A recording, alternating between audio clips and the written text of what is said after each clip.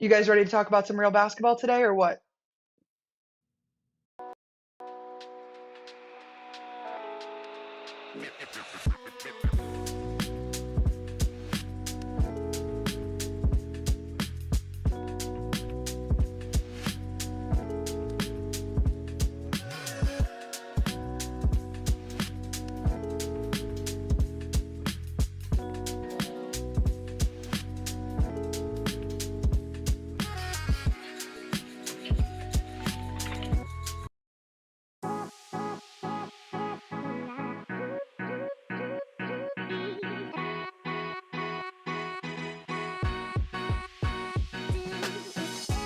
What the heck is up, Mercury Gang? Welcome back to the PHNX Mercury podcast. I am your host, Erica Day, joined by none other than PG1, QB1, on and off the field, in and out of the studio, on and off the court, Stephen Pridgeon Garner. Stephen, how you doing this fine Monday evening? I'm doing great. It is a very loud news type of Monday in the W. For those that are new, Mondays are always busy. And it's usually not because of games. It's usually because there's no games. There's a lot of conversations being had.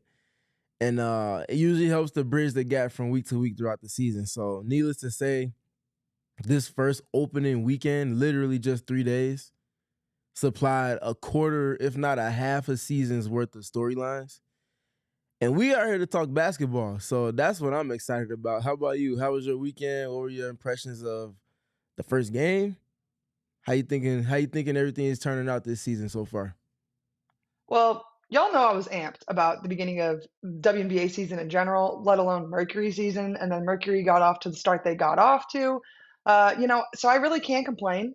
But to Steven's point, it's been a pretty frustrating day if you are a part of the WNBA community. So I'm excited that Steven is my co-host because I know that this conversation is going to be about pick and rolls and probably some topics that fly right over my head, maybe some math even.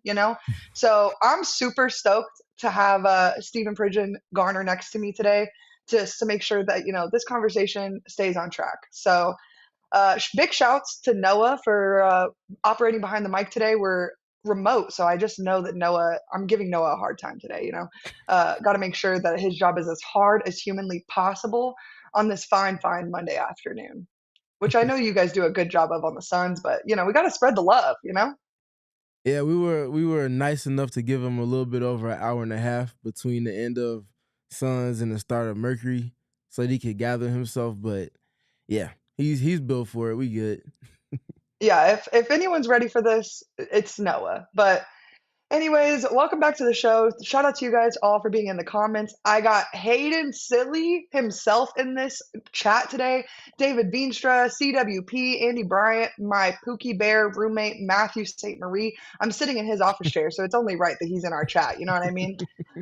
Andrew, some new faces. I'm super, super excited. And Stephen, I know I said I wanted to talk about basketball, but I did have this one question that I posed earlier on my Twitter account, and I had to ask you. There are these shirts floating around, these WWE X Tyrese Halliburton and X Jalen Brunson shirts, and Mhm. I'm obsessed. I'm obsessed with the collaboration in itself. Obviously, it's been a long time coming. Tyrese and Jaden have both. Good Lord. Jalen Brunson, my goodness gracious. Sorry, I was reading the comments and got a little confused there. But they've been, a part of WWE bits for quite a few years now. But in a dreamland, ideal world, who are your WNBA players that are getting WNBA players? My goodness gracious. WNBA players that are getting WWE shirt collaborations in your ideal dreamland? That's a great question. Honestly, because there's a ton of respect there. That's why they competed so much against each other. Candace Parker and Alyssa Thomas. Ooh. If you know, you know. They have had some very heated battles. Obviously, again, rooted in respect, but also having a lot of stakes on the line, and both players being arguably the two most skilled post players in the history of women's basketball, depending on who you ask. No one would scoff at you saying that you felt Candace and Alyssa are the two most skilled post position players in the history of the W. And you very much saw a whole lot of that.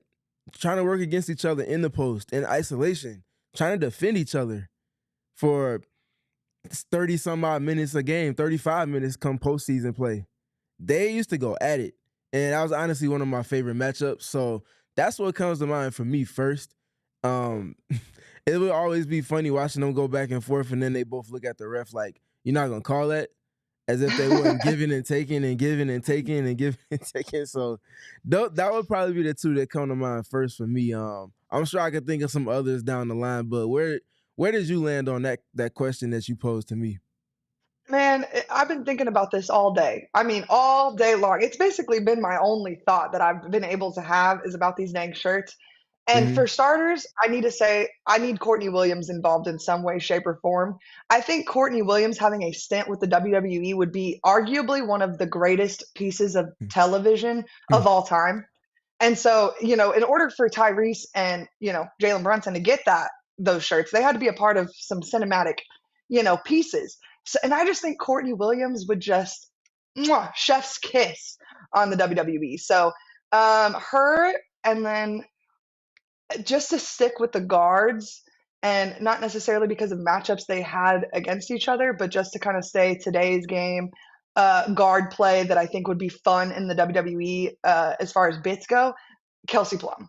Those players would bring extremely exciting energy to the ring, in and around it. I couldn't, when I tell you I could not shake this feeling all day about how the WWE must do this. So I don't know what executive I have to talk to over there, but I'm about to get the ball rolling on the collaboration between WWE and the WNBA. Yeah, Courtney Williams' personality in a WWE environment, that would be so much fun. I had the opportunity to cover her in 2023 when she was with the Sky, and never lacked the energy, never lacked the personality in any capacity. She would definitely be great in that environment in particular. Just another one that came to mind. Naturally, Diana Taurasi in a door, of course. That will always be fun. Just any door, pick a door, throw her in the ring with Diana, and you know what time it is with that. Um, that's probably the only other one that I could think of just being posed the question on the fly. But that would be a fun kind of conversation to have right there for sure. I think there would be a lot of different quote unquote rivalries that would be fun to see in the WWE setting. But the key has to be personality though. It can't just be that these two players always go up against each other. There has to be like personality that would engage the fans and kind of play to bits that would make it just as engaging and entertaining as any other WWE wrestlers going up against each other. Well, and I love Kevin's idea of Angel Reese and Bianca Belair. And listen, if you don't watch WWE, you might not know this, but Bianca Belair was quite the track athlete at the University of Tennessee. So I think they could have a little SEC rivalry, between the two Hmm. leagues, if you will. It would be a lot of fun. There's a lot of things you Hmm. could pull from that. Yeah, for sure. If they didn't become teammates this past offseason, Jewel and Asia would have been fun, stemming from the whole stare off situation and Yes. everything regarding that. That would be another fun one to see for sure. Well, I've been, like I said, I've been thinking about this all day. I couldn't wait to ask you the question, and I had to surprise you with it, or else I wasn't going to get, my real raw Steven answers. You know what I mean? For sure. Oh yeah, naturally, one last one. And this is another if you know, you know. Marina Mabry and referees. Yeah.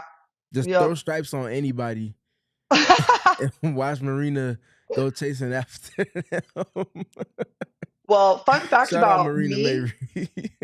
every time I go to a WWE event, I wear a ref shirt, so don't let Marina catch me, okay? I think Marina would be fun to see in the WWE context too. She has the all of the personality to play to it for sure. I just think about if like WWE went on a little tour and it landed in Miami at the same time as Unrivaled, all 36 of those athletes would just I mean, you got Lexi Hull coming out to whatever song that they exposed her to in her short stint in Miami. And then, I mean, just all the personalities galore down there. I think it would be so fun if we just one show where it was just dedicated to WWE or Mhm. WNBA players. Be a That would blast, you know? definitely be fun. That would And you want to definitely talk be about fun. dipping into different fan bases. I mean, what better way to do it? Mhm. Well, on to some Mercury discussion. Do we Real want quick, Amanda mentioned Diana and Simone Augustus. And naturally, from conversations we had earlier this year, that would be a lot of fun. Simone has a ton of personality. You know who DT is. That would be another. That would be a fun OGs type of scenario to see about for sure. also not necessarily WNBA related, but if they could get a bit going with Dawn Staley and Gino Auriemma that ended Yeah, in the ring, oh yeah, my gosh, that would feed families. facts. Mine for decades, you know. It would just be on constant replay in my house. Yeah, facts for sure. I would learn how to loop it. I would need Shane's help for that, you know what I mean, to get my TV to just loop that on end. That would be But hilarious. nonetheless, we've had quite the weekend in terms of Mercury basketball. Big dub over the Seattle Storm. I was super excited for this game, and I think it was a good storyteller of what's to come for the Mercury. You know, obviously without Kahleah Copper, the job gets a little harder for Alyssa Thomas and Satou Sabally. But at the same time, I think that the load that they carried this weekend is kind of sustainable for at least the time being until these injuries, you know, kind of stop plaguing the team. It could be like I said, a sustainable thing for these two players to continue playing at the caliber they played at all up until Kahleah is able to return. Yeah, I don't see any reason why they can't sustain. The ways they operated offensively, they carved out space for one another to operate in the actions that they wanted to run for those two. And I think that outside of those two, the shots that they were able to get from players like Cat Westbeld and obviously from Lexi Held, being able to knock down those shots on the periphery from all the attention that those two players get is going to be everything for them. And they got everything they could ask for and then some from that game. And I think that's again something that you can find consistency with because there was nothing that was like an anomaly in terms of the types of shots they were able to create. Those were shots that they're going to want to hope to take every game. And it's a very repeatable process. Teams will throw different things at them, but for the most part, I don't see any reason why they can't kind of copy and paste some of that process, especially because a lot of the scoring came off of stops, which is where they want to start and finish things with their defense. Well, and we'll get back to the game on Saturday, but the roster moves that happened today, obviously, and I'm gonna let you try this first name. Musa, go ahead on the first name. Mm-hmm. No, you just keep it at Musa Okay, period. I'm glad we're agreeing to until we that. get the true pronunciation and everything. Yeah, Musa was activated today, and in that same vein, Alexis Prince was waived. And this was kind of, I would say, not surprising to either of us, but obviously someone had to get waived. And when Musa got brought over, the roster was up to 13 with technicalities. So, I mean, what do you make of these roster moves today? I think it made sense for what they need and for what they're trying to build towards. I think that if there's one position that they have enough at, it's at the small forward position because Kahleah can double as a wing, playing the two or the three. Naturally, Satou is a three that can also play the two, but they can also play the four. So I think that when you're looking at 2/3 of your big three being at that very same position, it's gonna be hard to find minutes. And Alexis didn't do anything wrong in terms of her efforts and her production. I think it's just more so them looking at the roster, what positions need a little bit more depth and what positions they feel like they're fine at. And I think that the wing position is not one that they feel like they needed too much more depth with on top of what they already have. So it's a very tough situation to have made the roster 4 days ago and then unfortunately have your ties cut with the franchise. That's a very quick fashion for that to happen in as well. But we wish Alexis Prince nothing but the best going forward. Tons of versatility, tons of athleticism. I think the defense is going to be something that whether she comes back to the Mercury or finds opportunity elsewhere is going to be something that hits for a team. And obviously, like we saw in the preseason, not just the ability to defend Asia Wilson, but also to go on the other side of the court and score on someone the likes of Asia Wilson. It's not something that she's shy about in terms of her skills. So shout out to Alexis Prince. Best wishes going forward, and hopefully, potentially, we see you back in the desert soon. Yeah, I absolutely don't think we've seen the last of Alexis Prince in the WNBA. That's for certain for me personally. Like you, to your point, the versatility alone is kind of, it's kind of hard to find these days, and there's a big shortage going around. If you guys hadn't heard, so I wouldn't be shocked if we have not seen the last of her. But kind of to go off that a little bit, do you think that this is the last of the early roster moves from the Phoenix Mercury? It could be for the short term. I would like to see them add maybe one more guard that can double as a wing to just add more shooting into their room. Or add another front court, bigger type of front court piece that can maybe play small ball five, but also play the four and potentially play the three, depending on what the lineups they're being used in are. And the two names that come to mind for me, which came as a surprise from the Atlanta Dream, Haley Jones. Haley being cut was something that surprised me. But then when you look at the context of their roster and where they need things and where they don't need things, you start to see a little bit of what we saw with Alexis Prince with the Phoenix Mercury. So I think Haley's a very smart, high IQ basketball player. And you can never have enough of those players. You can also never have enough versatility. You can also never have enough size that comes with that versatility and skill that someone like Haley Jones would bring. I don't know if the fit makes the most sense, but just to have that depth as an option in case of emergency and to have a player like Haley with your roster, I think would be beneficial. And then the other name for me that got cut from the Indiana Fever was Jaylen Brown. Lefty shooter that can shoot off the dribble, shoot off the catch, is good with cutting, can score at all three levels, can certainly put the ball on the deck, drive left, drive right, get to the rim, pull up middies, even though that's not the most valued shot outside of the big three. It's something that she can certainly knock down, and showed that with the Wings last season, showed that in the preseason with the Fever as well. I think that Jaylen Brown would be someone that fits in terms of what the role would be. It fits in terms of what the context of the team is, and will also potentially have that opportunity with the guard group for the Phoenix Mercury. Well, and when you look at this particular roster, it doesn't really feel like they absolutely need anything than what they already have and is waiting to return. Yeah, but I continue to preface on or reside with the versatility part, never having enough of that, and also the shooting part, never having enough of that.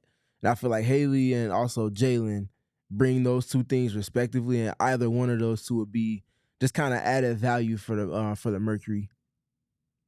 Well, and if y'all know anything about Arizona women's basketball, y'all know why I have a sentiment for Haley Jones and winning that national championship and the way she did.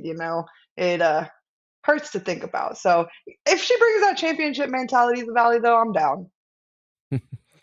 Yeah, I think she has a personality that would naturally make a lot of fans happy, add to the pot of personalities that they have with this roster, and a ton of familiarity in terms of being a younger player that was recently on the collegiate stage, winning all the time. That tends to resonate well with everybody in terms of people that watch college women's basketball. So Haley would certainly be fun. I'll say that. I feel like Steven knows he hit a button without winning all the time. You know what I mean? That it hurts, Hey, it wasn't intentional, but if it hit, it hit. That's okay though. We did hear Nate kind of talk about some potential like possibilities for roster moves in this kind of, I don't want to call it limbo time, but it kind of feels like what we're in right now with the injuries that are on the roster is limbo time. We're kind of in a wait and see situation. But we did hear from Nate about that, correct? Yeah, we heard from Nate at practice last week on Cut Day about we heard about Musa first of all. So if we could get the video from Musa and hear everything he had to say regarding Musa's situation, it'll bring context to why we saw the decision that we did today. Yeah, I think the plan is for her to come over. She may be suspended for a little bit to start because her season, she's still playing. But my guess is that we will see Musa at some point. So for full context, this was just a few days ago. I believe Thursday last week, if I'm not mistaken, was cut day for the W. And naturally, Musa was still playing as they were contending for in the playoffs and for a championship. And obviously that time expired, and now here we are to Monday, 2 days after their first game, and now Musa has contract has been converted. So now should be joining the team relatively soon. Obviously, got to go through physicals and all of that fun stuff. So might not be available for Wednesday's game in particular, but I imagine by Saturday and the weekend that the services should be available relatively soon. The services. But I would imagine she's probably going to start practicing with the team pretty shortly, and that's probably Hmm. what's really important right now, considering, the injuries are kind of, I would imagine, affecting the way that they're able to practice already this early into the season. Yeah, I got caught off guard by Kevin in the chat. Yeah, I knew if anybody was gonna bring up the Jalen Brown thing, it would have been you. So yeah, not that Jalen Brown.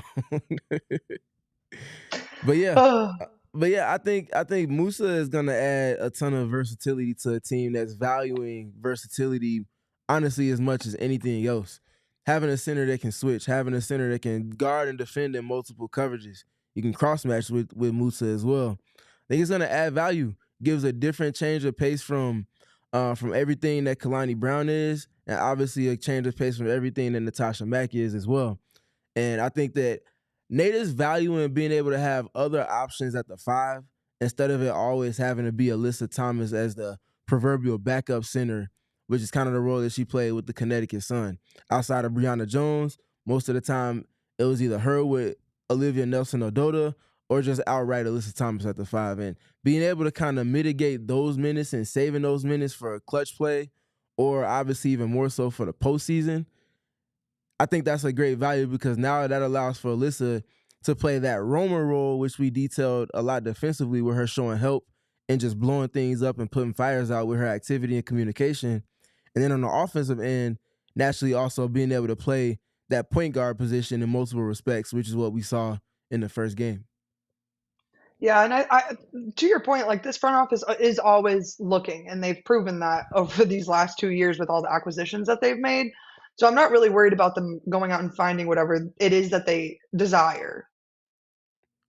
Yeah, definitely not a worry about this team being able to find talent. I think that the biggest example is how they filled out this exact roster that we saw playing on Saturday night.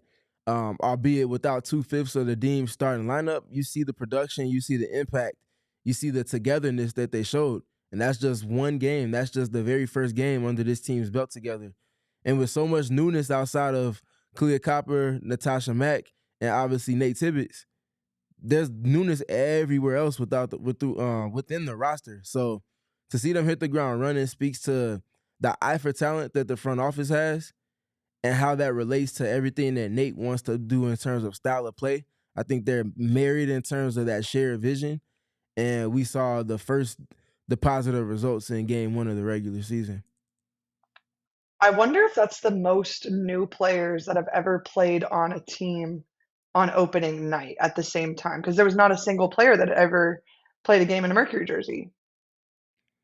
Yeah, that's a great point actually. That would probably be a question for Olivia.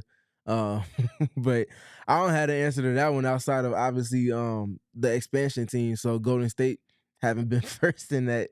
But yeah, that's a good question. I would love to see what the stats look like with that. And then to Kevin's point, I feel like Saturday night did kind of fill everybody with hope. And I feel like the tone around this team has completely 180'd from what I was hearing for the last 2 weeks of training camp regarding the manure strip and all this and other that Nate was talking about with positionless basketball scaring the general population. But this weekend did nothing but fill, I think, Mercury fans and even the national people with hope that the Mercury can be a really, really good team. Do you kind of feel similarly? I mean, for the Debbie Downers out there, yeah. But it's hard to talk about something with like a confidence when you haven't seen the product on the court. And that was what I kind of tried to keep things prefaced with. Like, I hear all of the opinions and everything, but for the depth point, and that was the one that people kind of spoke to most. Like, how often do you think you're going to see 5 of the reserve players on the court at the same time? You have a big 3 for a reason. 2/3, if not all 3 of those players might be on the court with those reserve units. So if it is Sammy that's out there with the big 3 and Kalani Brown, that's going to hit a whole lot different than if there's 5 reserves on the court at the same time. And they have multiple lineup iterations to where the versatility of the big 3 allows for them to play with those lineups, not having to sacrifice style of play that Nate Tibbetts is desiring, but also being able to keep the production up to a certain point to where it bridges the gap. And I think that that's where, when you build your roster out appropriately, if you do have a big 3 construct, that becomes a weapon instead of something that you have to figure out. And I think that we saw the weaponizing of that rotation and being able to have those lineup combinations on the court spanned out over the course of 40 minutes on full display in Saturday night's win, over the Seattle Storm. One that, by the way, was a start to finish lead and win for the Phoenix Mercury. Yeah, I mean, it was complete domination start to end, and it showed when the benches were in for the respective teams, and it showed when the main rotation was on. And I think that's what's really important is obviously as the team we're one game in, so as the season progresses, we're going to see a lot less and less of that bench. But the important thing is either unit was doing exactly what Nate Tibbetts was asking them to do, and I just think it was a very to Kevin's point, it was a sustainable way of winning games that can be repeatable. Yeah, it is, and that's what gave me the most solace more than anything else. They talked about they wanted their defense to lead everything that was going to be the Mercury going into this new iteration of the roster, and they wanted that to be where their identity was stamped most, and we saw exactly that. So many players off of stops, finding pockets where they get 4, 5, 6, 7 stops in a row, and they go down and score on 3 to 4 to 5 of those possessions, going on double-digit runs. Again, taking that and multiplying that times 3 or 4 times over the course of a game, that's repeatable for them because of the ceilings that their defense can reach and the activity and the execution, the game plan. Everybody was locked in on the defensive end. We saw a lot more issues kind of come up on the offensive side, but that's to be expected with so much newness. And for all of the conversations had about the defense, it was about as sharp as you could possibly imagine in game 1. And if that's the worst that their defense is going to look all season long, I don't think that their lofty goals are out of reach in any capacity. Well, I mean, they said it to Steven's point. If you haven't been listening to our show for the entire offseason, this team wants to be the best defensive team in the league, and they proved that that's what they want to do on Saturday. Yeah, Alyssa Thomas was not shy about saying that, and not shy about bringing up defense, even if it wasn't a part of some of the questions that she was being posed on media day, at her initial presser, or obviously even more so throughout training camp. She made sure that people understood and knew that defense was something that they were going to be locked in with start to finish, top to bottom of the roster and everywhere in between. And following her lead in that particular dynamic of the game, we saw just that. And she's the ring bearer of that. She's the torch bearer of it for sure. Steven, you got the chat fired up. You're in on the Mercury title goals. I mean, that's what this roster was put together for. You don't put together a big 3 for a first round appearance or a second round appearance. You put together a big 3 and you pay that money for a big 3, expecting to be contending for championships. And past the money and past all of the expectations, Kahleah Copper, Alyssa Thomas, and Satou Sabally care about nothing more than winning the championship. Well, and when you got 3 of the top 12 players on your team and you're going to sit here and tell me that they're an 8 seed in the playoffs, it's kind of laughable, truthfully. But all that and more after this real quick break. Me and Steven will be back to you to talk to you about what's to come for the Mercury later this week. Everyone needs a checking account. Get the account with built-in benefits. Mountain America's My Style checking account has just the perks for you. Restaurant deals, mobile phone protection, telehealth access, identity protection, loan rate discounts, offers on travel and events, and so much more. Make My Style your lifestyle at Mountain America Credit Union. Visit macu.com/mystyle to apply. Membership is required based on eligibility. Some benefits require no cost registration/activation. Terms, conditions, and exclusions do apply. Steven, you know this. I've been here, there, everywhere, in and all around this great state of Arizona. And you know the one thing that's been the most consistent about the whole state for me has been having to pay for gas to accommodate your travels. gas and a beverage every time. I don't know what I would do without Circle K. Thank goodness I have it, because all I have to do is have their free membership program called the Inner Circle. Download the app, get enrolled with your email and phone number, and then you get 25 cents a gallon off your first 5 fill-ups, 3 cents a gallon every day after that. You could even work your way up to 5 cents per gallon every day after that, plus plenty of other member exclusive discounts. You can join Inner Circle today for free by downloading the Circle K app. Terms and conditions apply at participating locations. Visit circlek.com for details.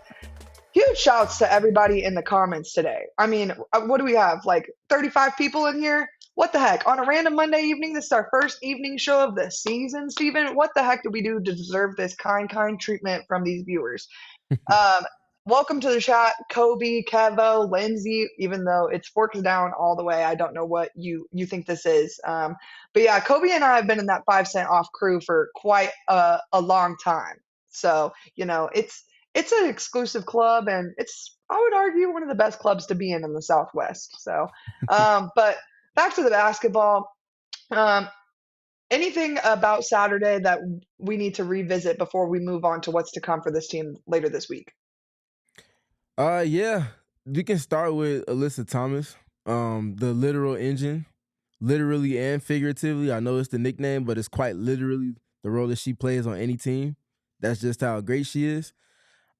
Just some statistical kind of backing to kind of support everything that we spoke to when she was first added to the team. So in the earliest parts of the offseason, obviously in the early parts of training camp and through preseason play, and then obviously in post game even more so with our show that took place on Saturday night. So Noah, if we could get that tweet that I had queued up for us. Alyssa Thomas ran 21 pick and rolls in the opening game for the Phoenix Mercury. I don't think that's something that is an anomaly. I think she's going to be hovering around there for this team on a consistent basis throughout the season. It's going to be one of their main triggers. If you haven't watched the video that I recorded over the weekend, the film session, diving into the pick and rolls, they're called inverted pick and rolls, where in the traditional sense, a big player is setting a screen for a smaller player. The inverted fashion is when the bigger player is receiving a screen on ball from the smaller player. And we saw Alyssa running that effectively and efficiently, whether she was using the screen, whether they were manipulating the screen at angles that enabled her to go get a paint touch. And now that turns into the defense all shrinking to try to take away the rim from her. And now you got shooters wide open. So she's making passes out, and then they're making +1s, and they got the defense rotating all game. That's going to be one of the main triggers for their offense, especially in the half court. And Alyssa Thomas, being the efficient and effective decision maker with the ball that she is going to keep them in a position of creating advantage time and time again. So not unlike in years past when Brittany Griner would get her post touches, the defense would collapse on her, and then the Mercury would have shots galore for Diana and any other player that she spent time with over the last 20 seasons prior to this past season.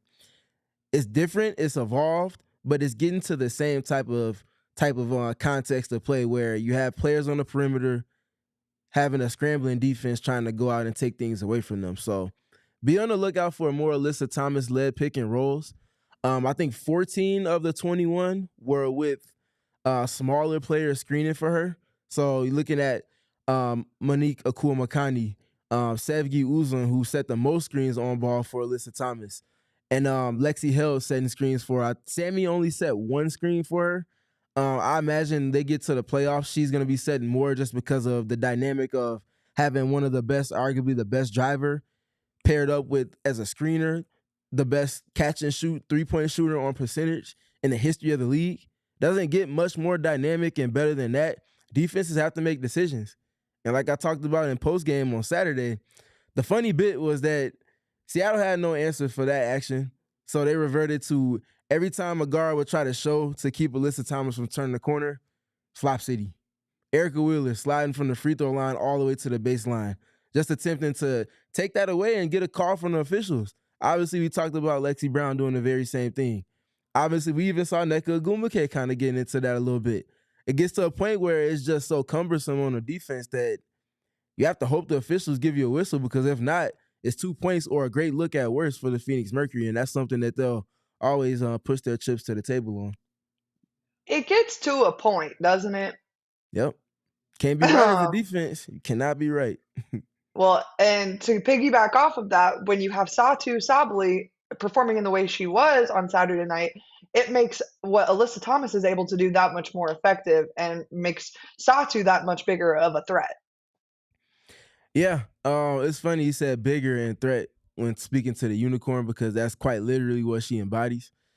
I would like to let people know to watch Satou on offense. And so it's been a lot made about the read and react offense that the Mercury are running. And a lot of times, sometimes it's scripted, but a lot of times if things kind of break down or it reaches a point where an initial action didn't work, watch how quickly they go and just set off-ball screens for Satou Sabally. And she works off of these screens, and she's able to either get a catch and shoot opportunity off the pin down, get a catch at an advantageous point, getting a piece of the paint, and then working in one-on-one, showing off her footwork from there.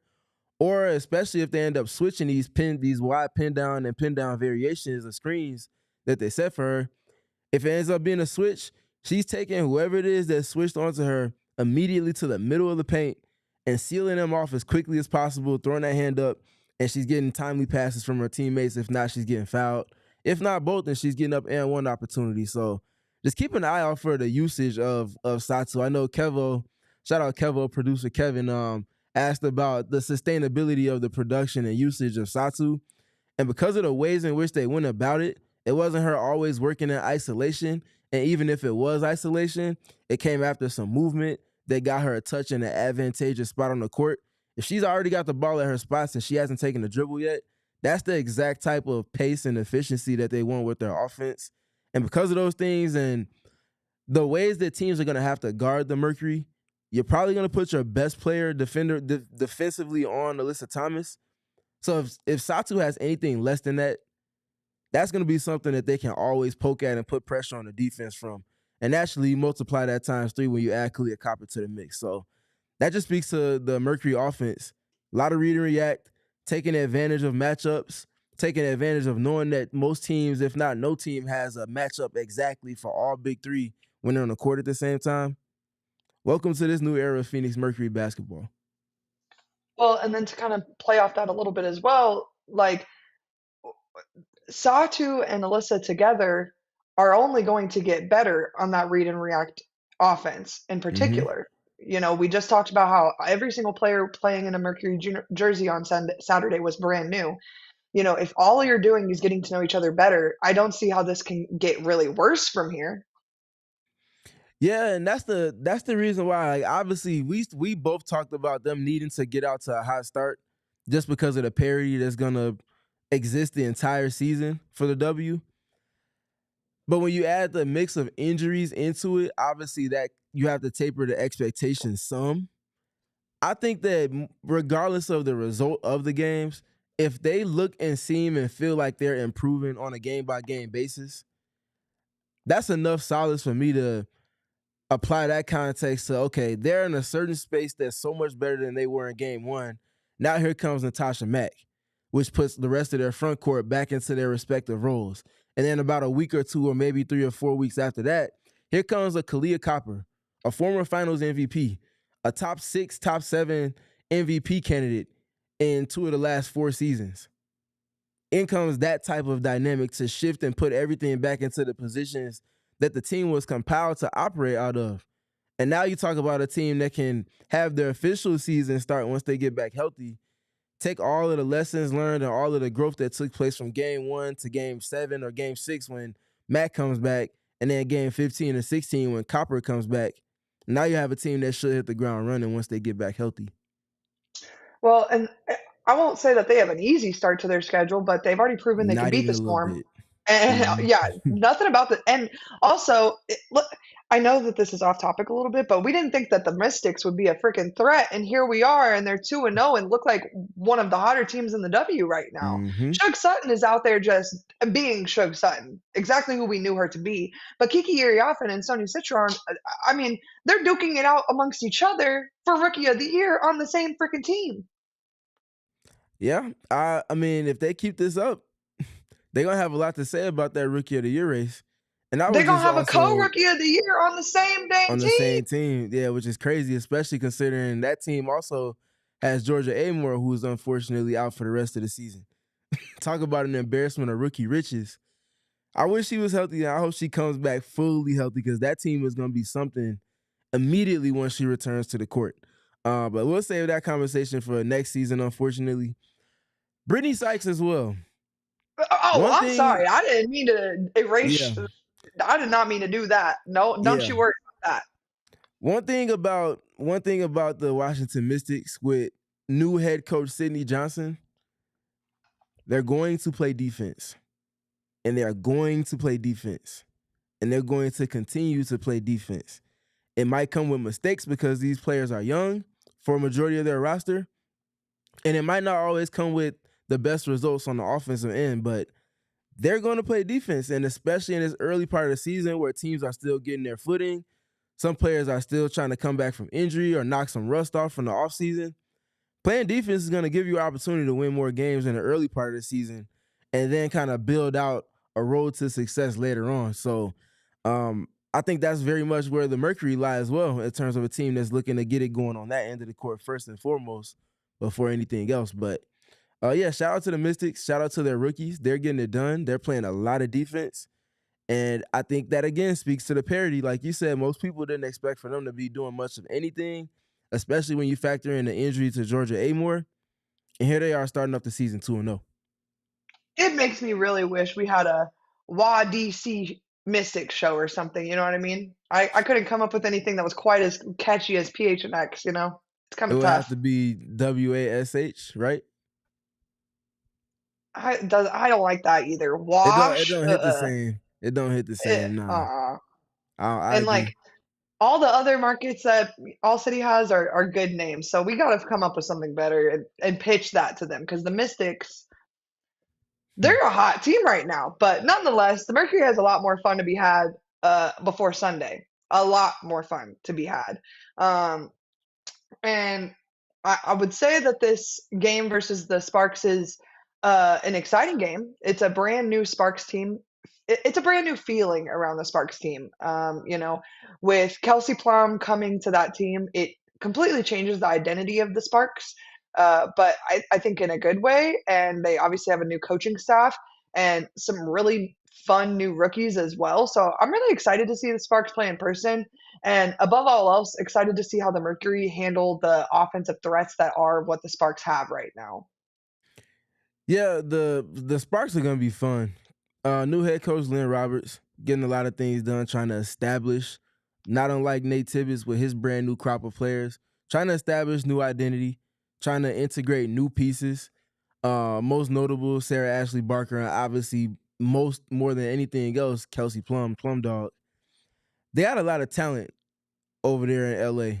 And I think you start with Kelsey and all of her scoring prowess. She's been chomping at the bit to kind of lead a team more. And I don't think this role in terms of the fit and opportunity with the Sparks is too much for her in any capacity. She's been ready for it. And I think that we're going to see an unleashed version of Kelsey. 37 on opening night for them against the Valkyries. And it was in the typical loud barrage of buckets fashion that she scores in, that she's been scoring in since her days in Washington, even her days in high school. Quite honestly, she's fun. She stirs the drink for them, but the pieces that really help to put it together for them. Look at that insanely skilled, talented, lengthy, athletic, high IQ front court that they have with the Sparks. You start with obviously Dearica Hamby first, the All-Star, and then you also look at Azare Stevens, who in potential has all the skills and makings of an All-Star, a perennial All-Star, quite honestly. and you look at the ways they can play on offense and defense, the Mercury are going to have to take care of the basketball first and foremost. You have to limit those possessions that you're conceding to a team that you can slow down in the half court with your defense, but you can't plague your defense by not taking care of the ball in terms of ball security. Just in rewatching their first game, the Mercury first game, I know they had, I think it was 14 turnovers, if I'm not mistaken. 17. 17, excuse me. I feel like, and I erased a couple because there was a few turnovers that were dead ball turnovers. I think Alyssa Thomas had 3 offensive fouls where I talked about the Storm flopping and them being rewarded with calls from the officials. Those are dead ball turnovers. And then there were a couple where it was just we're not on the same page. I thought you might cut here, so I was anticipating and I made the pass, and now it's a turnover and we got to get back on defense. But I don't feel like there were any bad turnovers like I'm not understanding what you saw type of read and why you would be trying to make that pass in this situation. And that's what gives me solace because it feels like their turnovers were more chemistry based, more than kind of a not seeing the game on the same page or not feeling the game on the same page or not understanding the concept or play that they're trying to run. So I find solace in that part that the turnovers won't be an issue to the extent of 17. But you have to take care of the basketball against the Sparks team because they're going to get after it on defense. They have the personnel to be active and versatile across multiple lineups as well. And I think Erica's best friend, who we haven't mentioned yet, Odyssey Sims, is someone who's going to be in the mix with everything. So I'll let you kind of steer the conversation from here. I mean, if you watched the show last season, you know all about Odyssey Sims and the Yeah. way that this show in particular feels about her. She she's a guard that she's a coach's dream. She makes the right plays and gets the ball where it needs to go. And if she can't, she's gonna score it, when she needs to score the ball. And I think that's key there is when, Nate Tibbetts and company are throwing everything they have at the house and Kelsey Plum, Odyssey Sims is going to be right there to find the open person that is the right read. And so I think the Mercury have a challenge cut out for them with the Sparks. And to a similar point that we've had about this team, there's a lot of newness surrounding this team with coaching staff. And so it's not like there's a ton of film to go back and watch exactly what they're, trying to do and complete. And now anyone can say the same thing with the Phoenix Mercury and the way they're operating right now. But, the Sparks is a very, very young team built around a few really great all-star caliber players, and Odyssey Sims, regardless of what the stat line always says, is one of those players, and I expect them to have to figure things out for her, Kelsey Plum, and then obviously we ain't even spoke of Rakia Jackson yet. So, Mm-hmm. Those I think are going to be the big challenges for the Phoenix Mercury on Wednesday. Yeah, Wednesday. Yeah, Wednesday. Yeah, it's going to be a fun back and forth to see them go up against a team that can kind of match them in certain ways in terms of their versatility and the positions at which they have that versatility. I'll be very curious to see what the matchups look like while we're on that topic. Curious who they're going to put on Alyssa. I imagine it's De'Erica Hamby, but obviously that could certainly be Azurá Stevens in moments as well. I'm also curious who's going to guard Satou Sabally. Because if it's Rakia, what does the help look like? Because Satou is going to inevitably look to take Rakia below the free throw line and kind of play in her proverbial office, like we talked about coming off of those pin down screen variations. Just a lot of back and forth that's going to be fun to track over the course of that game. But I think that the Mercury are going to have an upper hand just because of the ways they can sustain on the defensive end of the floor. I think that teams having to press and really have to work late in the clock, if not have to worry about taking care of the basketball within all of that, is something that's going to work in an advantage for the Mercury over the course of the regular season as they build up the momentum and build up the chemistry. And again, spearheading all of that is going to be Alyssa Thomas. And I think that when you have two all-W defensive team caliber defenders like Alyssa and Satou to play off of one another, it's not just one, but it's literally both in tandem. Alyssa stepping up to take away action here, and they pass it away. Someone gets a drive, and now you have to worry about Satou at the basket, who just swatted a shot into the third row. That's a lot of defensive activity and versatility to deal with. So I think this game is going to go in favor of the Mercury. I think they're able to kind of start the season, even with the injury adversity, up 2-0. But it's going to come with some lessons learned, and it's going to come with some work that I think the Sparks will present them an opportunity to, not for them, but also for ourselves, learn more about this team. Well, and funny you say that, Steven, because we're gonna be doing a lot of shows on Monday over the course of the season. And so I wanted to play a little game with you where every week we look at the games and we predict the record at the end of the week. So the Mhm. Mercury, my 44-0 hopes are still alive. But there's four, one, two, three, four. Wait, 3 games the 3 remainder of games the week this week. until Yep. Sunday. Mhm. So, obviously the Sparks, which we've already spoken to, Storm, who the Mercury have already stormed through. They would have to do it a second time, this time in Climate Pledge Arena up in Seattle. So it does make things a little more difficult. Plus, I would think the Storm are going to have a certain something to say about game one for sure. And then the Mystics on Sunday. So 4 games. Um, what do you think? We won't be having the show next Monday, but what do you think the record is going to be come Sunday evening at 9:30 p.m.? I think that we'll have gone 2-1 throughout this week. I think one of these games, the offense is gonna have some of those issues like we're talking about with chemistry in terms of turnovers and opposing teams being able to score off of that. And I think that's gonna plague them in one of these games, just as they're continuing to learn each other, and obviously, and even more so, operating without Kahleah Copper in the mix of all of that. So I think they may lose one this week. Would not be surprised if they go 3-0, but I think they end up finishing this week 3-1. Okay, I could deal with that. I could. I hope I don't have to, but I could. It would not kill me. And you're predicting 3-0 then? Yeah, I'm going full-fledged 4-0. Listen, I gotta back myself up, okay? I said 44-0 2 weeks ago.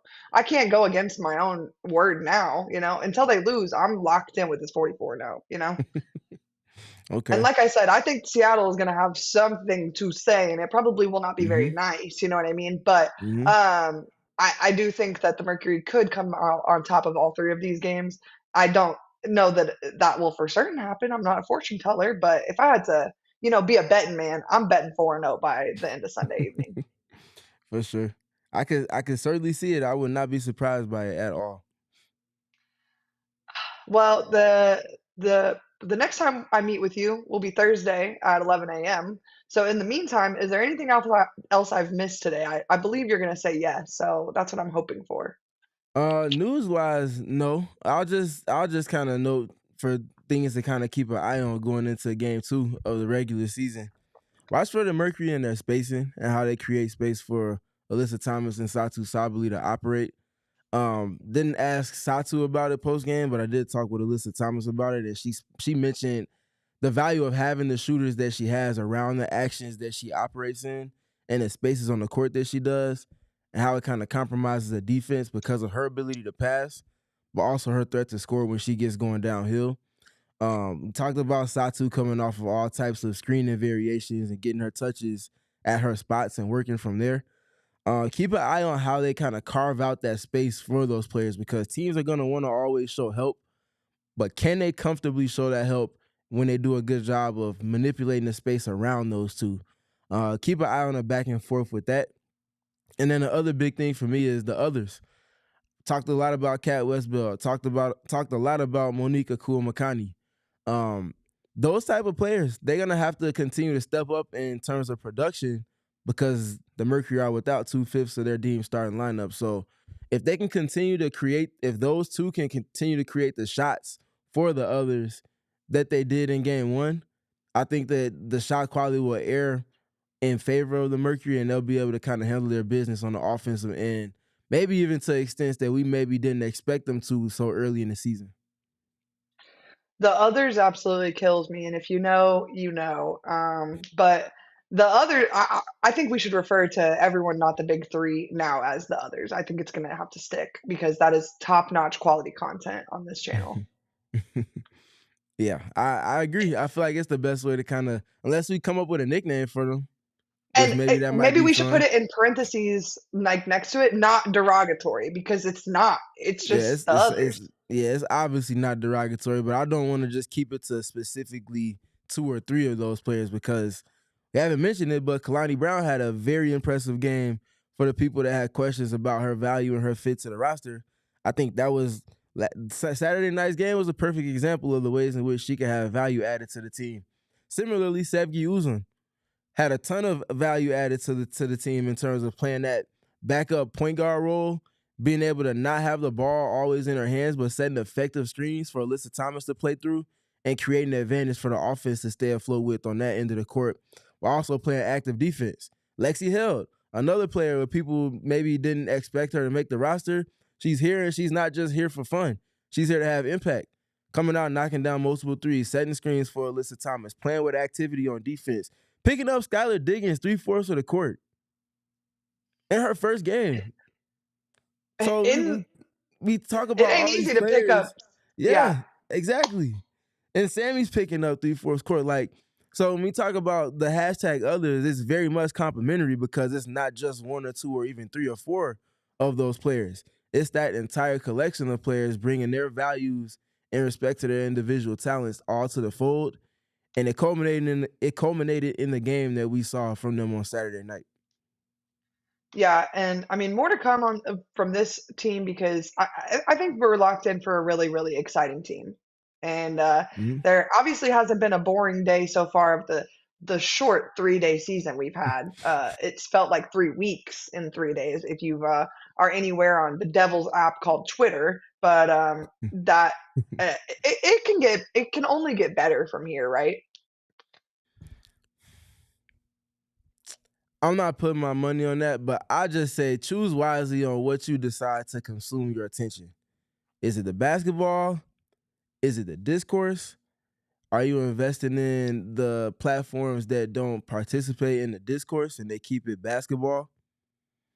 I'll just say be wise about your investments on what you allow for your attention to kind of hold.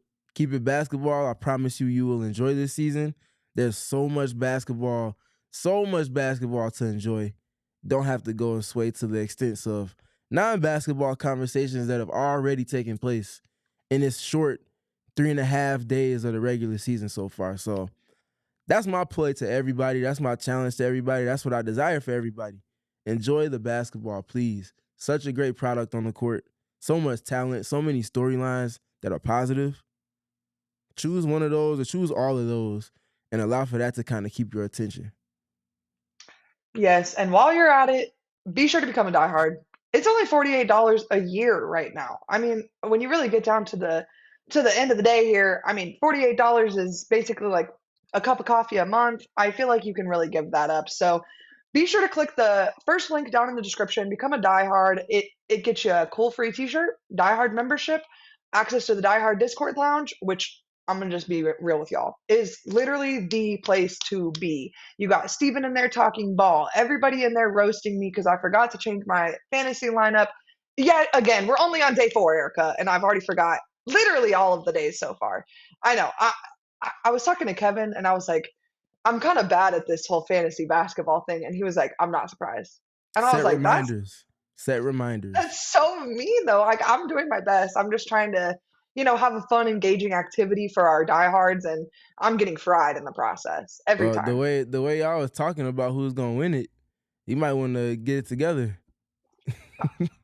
I got no fear. As long as the Mercury are good, I don't give a two diddly darns as to how my fantasy basketball team does. You know what I mean? So I'll take what I can get in this house. And right now, the Mercury are undefeated, and I'll tell everybody that'll listen. You know what I'm saying? For sure.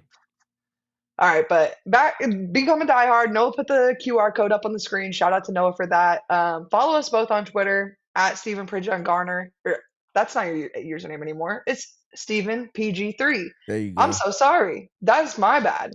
And then me at Erica Lee Day, and that's Erica with a K, and PHNX underscore Mercury for all things Mercury practices, press game coverage, or post game coverage, press conferences, everything you could ever want. Funny jokes. If you haven't seen the airplane meme, you're really missing out. I'm gonna be honest with you. I cooked that up. Okay, I really salted it extra pepper, maybe some Lowry's on there, please go follow us on Twitter at PHNX_Mercury and be here on Thursday at 11 a.m. for our second show of the week. I would argue it's going to be kind of like a post-game show for the Sparks game, and I'm kind of excited for that. It's going to be a little late post-game show, next day post-game show, but still, nonetheless, a fun post-game show. Steven, is there anything I have forgotten so far? No, we all good to go. Enjoy the basketball. I continue to urge everybody to do that. Enjoy the basketball. So much great basketball going on. Why not talk about basketball? Why not enjoy that part of it? Actually, guys, I forgot. I almost forgot. If y'all don't know, there is 100% a new person under that Scorch head this year. And I no doubt in my brain. And Scorch made himself a TikTok account. Best believe I'm a follower and believer of the Scorch. I know that they're trying to step up their mascot game, and I just want y'all all to know. I commented and I told Scorch, there's never been a picture of you and in-game arena host Wheezy in the same photo and in the same room. So I'm not buying that Scorch isn't Wheezy until y'all let us know. And Scorch did reply to me and let me know he was going to be putting out a TikTok later this week to prove that he's not Wheezy. And so I know if you're an X Factor member, you've got that question, and just be on the lookout for the answer. It's coming later this week. So you're not going to find out who's under this new Scorch head, the Scorch head that was hanging upside down from the rafters on Saturday. But nonetheless, we will confirm with our own two eyes that it's not Wheezy. So I just had to share that with y'all. I thought it was very hilarious. And Scorch is putting out a new persona on the internet, and I'm finding a lot of joy in that. So shout out to the Mercury for good work on that front. Without further ado, though, like I said, be sure to follow us on Twitter at PHNX_Mercury and tap in with us when we're live at 11 a.m. on Thursday. We'll see you then. Mighty Mercury. We all silly like the mayor.